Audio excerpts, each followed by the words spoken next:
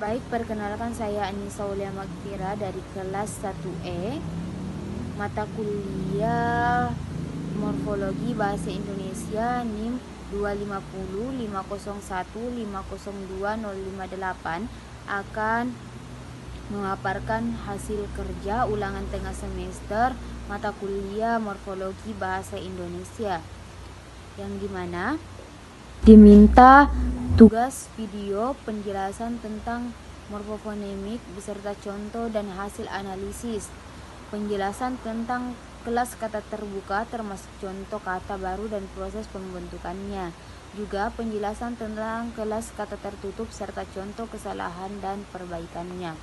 Maka kita masuk ke tugas pertama, morfofonemik, yang dimana diberikan potongan kalimat sebagai berikut. Pemerintah mensupayakan bantuan kepada warga terdampak banjir. Potongan kalimat kedua, banyak warga menyapu halaman rumah masing-masing. Ketiga, kami akan memfotokopi dokumen penting untuk arsip desa. Dari tugas ini, kami diminta untuk mengidentifikasi bentuk dasar dan imbuhan dari kata yang dicetak miring. Kata yang dicetak miring yaitu mensupayakan, menyatu, dan memfotokopi. Kedua, jelaskan proses morfofonemik yang terjadi pada tiap kata sertakan jenis perubahannya. Yang ketiga, revisi kalimat yang keliru sesuai kaidah morfofonemik yang benar, lalu berikan alasan teoritis dengan merujuk pada sumber ilmiah, minimal 2 sumber. Pada kalimat pertama, kata yang diteliti itu kata mensupayakan, kata yang dicetak miring, memiliki bentuk dasar upaya dan imbuhan men ditambah akhiran kan. Proses morfofonemiknya itu awalan men bertemu vokal u menyebabkan penambahan fonem y di antara imbuhan dan bentuk dasar. Jenis perubahan fonemnya itu penambahan fonem atau epentesis. Perbaikan kalimat, pemerintah menyupayakan bantuan kepada warga terdampak banjir. Selanjutnya, kata yang diteliti menyapu, bentuk dasar sapu, imbuhan men, proses morfofonemik awalan men bertemu fonem s mengubah n menjadi ny. Jenis perubahan fonem yaitu asimilasi nasal. Perbaikan kalimat, banyak warga menyapu halaman rumah masing-masing.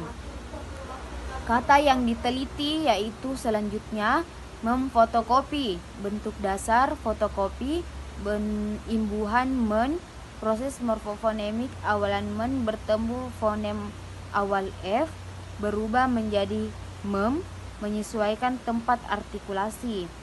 Jenis perubahan fonem itu asimilasi tempat artikulasi. Perbaikan kalimat, kami akan memfotokopi dokumen penting untuk arsip desa. Selanjutnya, alasan teoritis yaitu proses morfofonemik merupakan perubahan bunyi akibat pertemuan antara morfem dasar dan imbuhan dalam suatu kata. Perubahan ini dapat berupa peluluhan, penambahan maupun penyesuaian bunyi agar sesuai dengan kaidah bahasa Indonesia. Dalam konteks imbuhan men, perubahan bentuknya sangat bergantung pada fonem awal bentuk dasar. Menurut Alwi Hasan 2017 dalam Tata Bahasa Baku Bahasa Indonesia, awalan men memiliki beberapa alomorf yaitu mem, men, meng, men, dan me yang disesuaikan dengan fonem awal kata dasar. Misalnya men ditambah s menjadi men atau men tambah p menjadi mem karena mengalami peluluhan p, dan men ditambah vokal itu menjadi men, penambahan fonem y. Perubahan tersebut termasuk ke dalam proses morfofonemik berupa asimilasi dan epentesis untuk mempermudah pelafalan. Sementara menurut HR 2015, morfologi bahasa Indonesia, pendekatan proses penjelasan bahwa proses morfofonemik terjadi karena adanya interaksi antar morfem terkait morfem bebas yang menimbulkan perubahan fonemik agar sesuai dengan sistem fonologi bahasa Indonesia Perubahan tersebut berfungsi menjaga keseimbangan bunyi dalam kata turunan seperti dalam bentuk menyapu, menyupayakan, dan memfotokopi. Selanjutnya, tugas kedua kelas kata terbuka.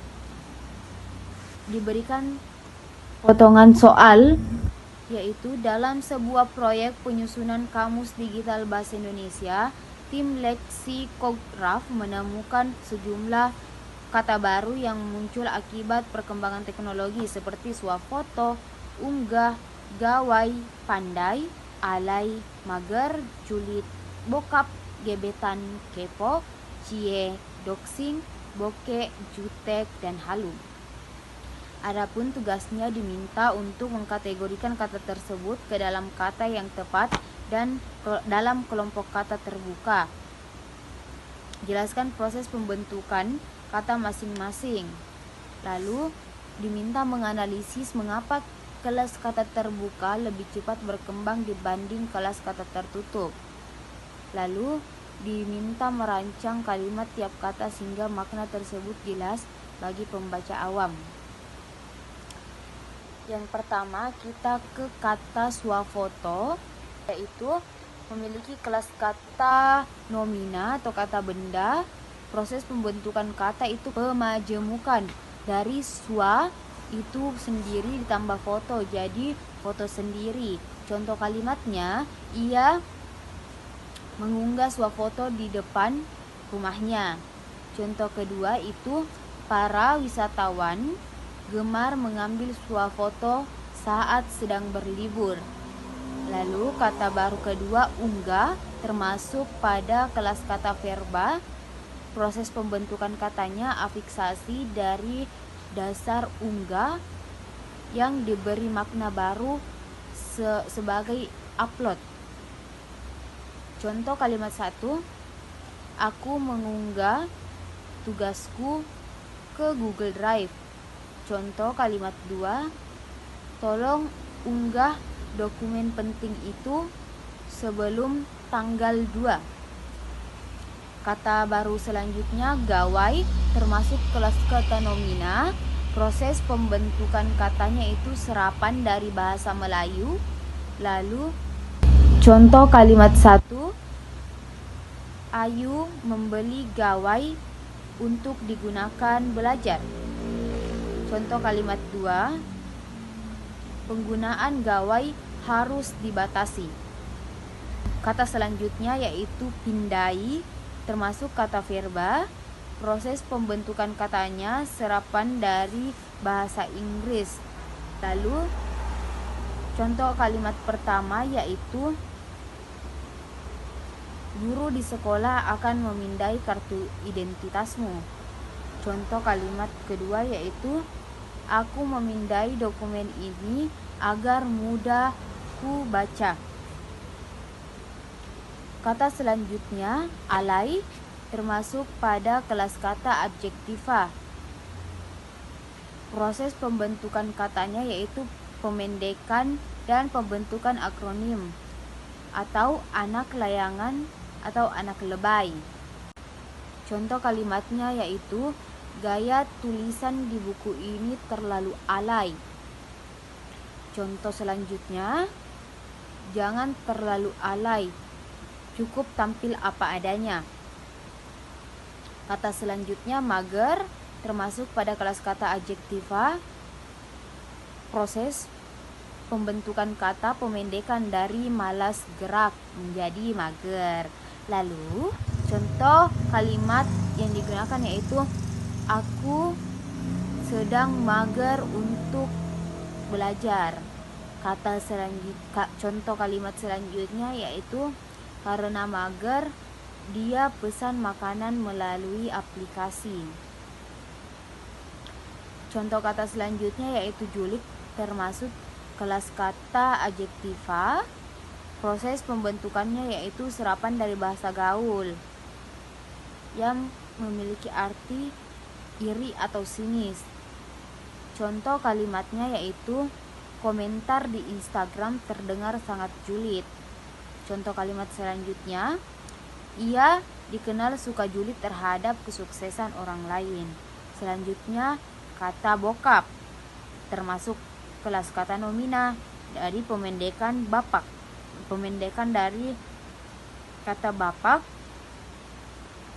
Adapun contoh kalimatnya yaitu bokap sedang rapat. Contoh kalimat selanjutnya yaitu aku izin ke bokapku dulu sebelum pergi. Selanjutnya itu kata gebetan, termasuk kelas kata nomina. Proses pembentukan katanya yaitu afiksasi dari gb ditambah gebet, lalu di gebet lalu diberikan sufiks an. Contoh kalimatnya itu ia sering cerita tentang gebetan barunya. Contoh kalimat selanjutnya, gebetan Rani ternyata teman kuliahku.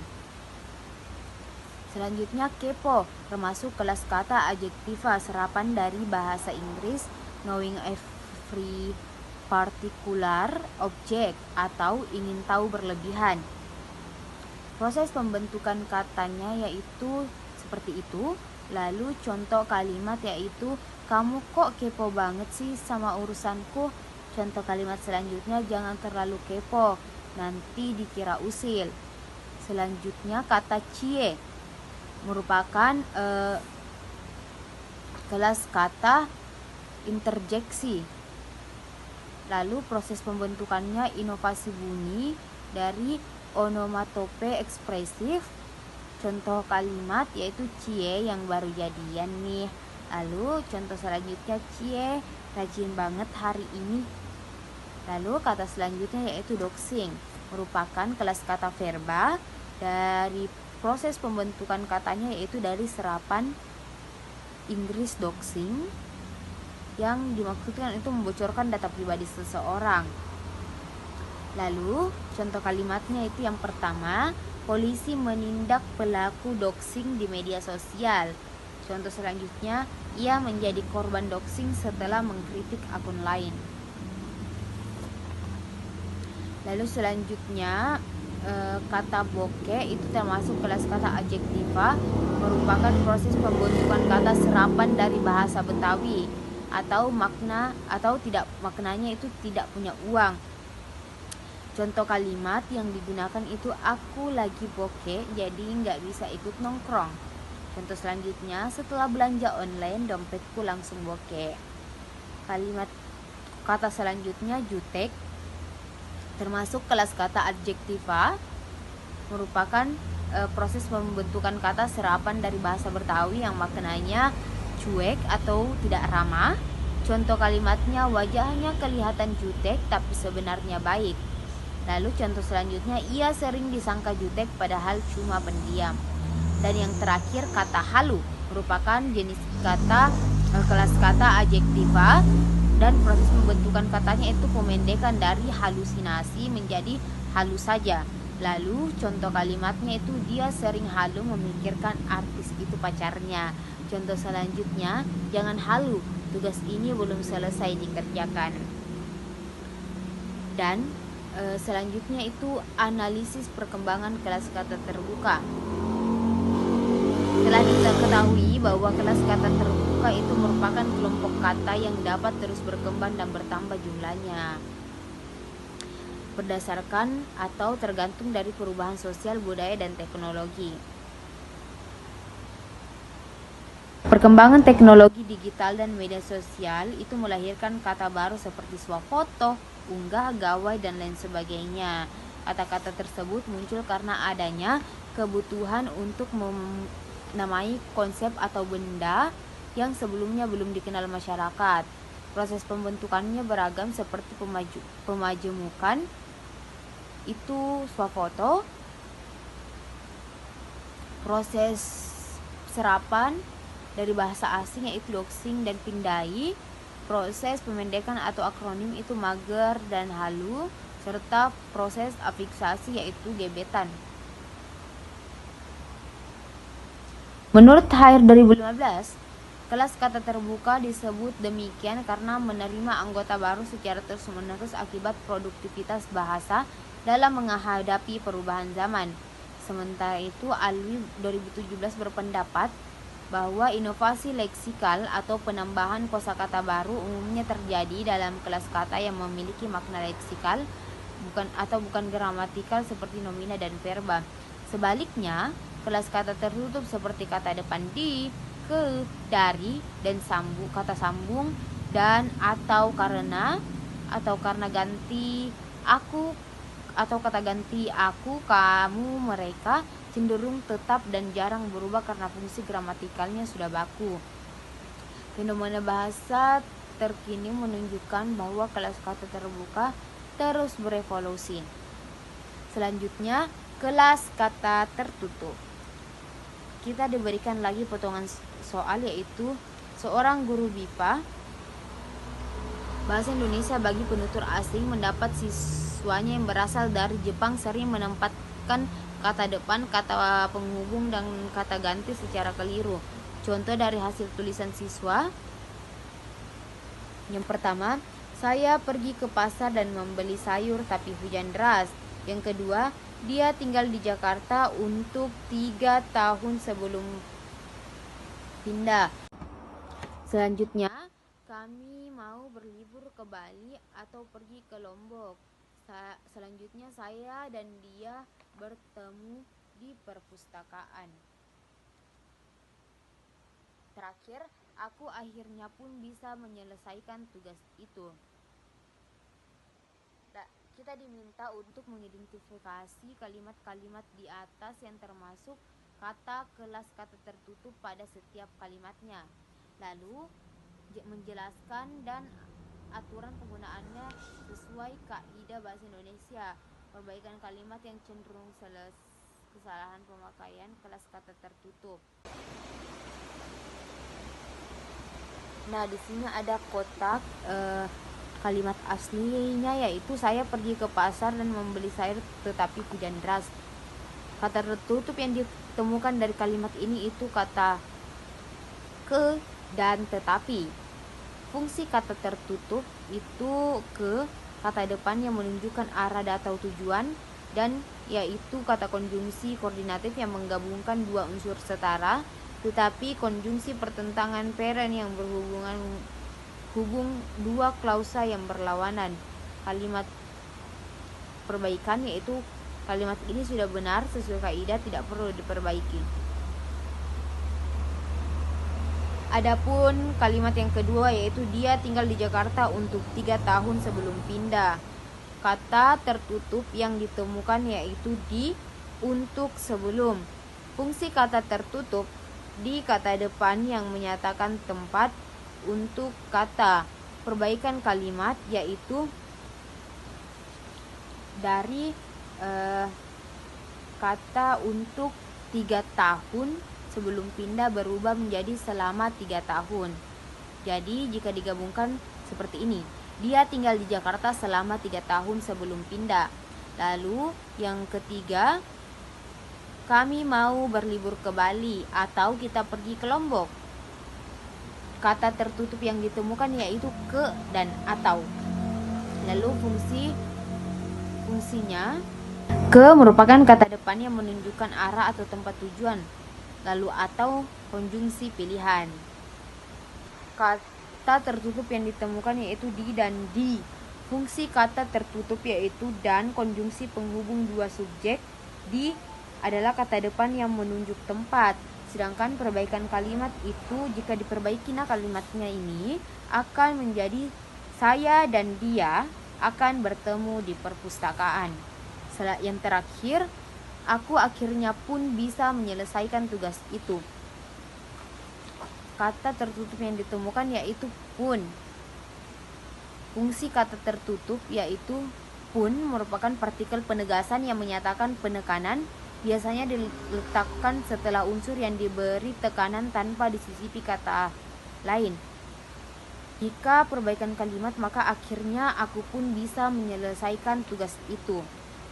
Jika dianalisis dampak kesalahan penggunaan kelas kata tertutup. Kelas kata tertutup mencakup kata depan, kata penghubung, dan kata ganti dan partikel yang memiliki fungsi gramatikal penting dalam membentuk struktur kalimat yang benar.